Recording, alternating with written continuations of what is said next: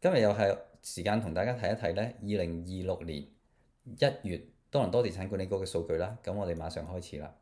咁嚟到2026年1月呢，相信好多朋友都知道呢，其實地產嗰個成交呢就下跌咗好多啦嚇。咁如果同2025年1月比呢，2025年1月呢，同期係做緊3820宗嘅，咁而家咧跌到3082宗啦，平均價格咧係1041100啦，而家跌到973,000啦。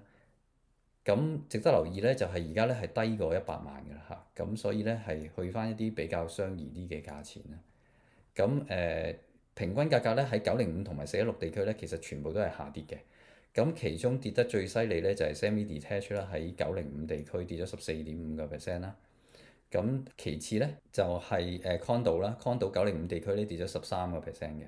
咁416地區咧就相對比較好少少嘅。咁我亦都做咗一個分區嘅圖咧，俾大家睇下啦。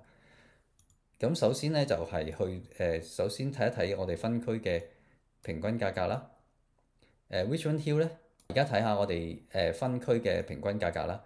咁 Newmarket 咧就係做緊上個月咧係做緊大概100萬啦。咁今個月咧跌到92萬㗎啦。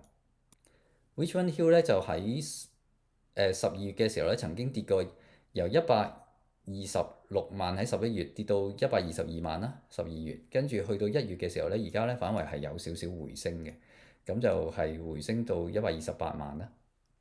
Markham 啦，Markham 咧就係喺11月嘅時候係115萬啦，咁喺12月曾經升過去118萬嘅，咁而家去到2026年1月咧就跌翻落去110萬啦。Aurora 咧就都 keep 住下跌啦，喺11月嘅時候係曾經做過128萬啦，跟住跌到125萬嘅喺12月，而家嚟到2026年1月咧就跌到124萬嘅啫。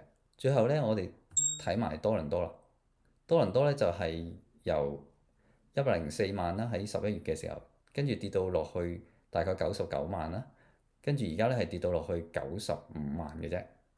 咁所以而家呢段時間呢，其實呢個價錢呢跌咗咁多呢，大家可以考慮翻啦，喺新一年呢睇下會唔會考慮置業啦。咁如果我覺得如果用嚟自住嘅呢，而家呢係有好多好嘅選擇嘅，亦都呢而家呢傾價錢呢，亦都相對係比較容易好多啦嚇。咁大家可以考慮下啦。咁如果有興趣隨時聯絡我啊。我係多倫多註冊嘅地產代理，我名叫 Philip，多謝大家收睇，再見，拜拜。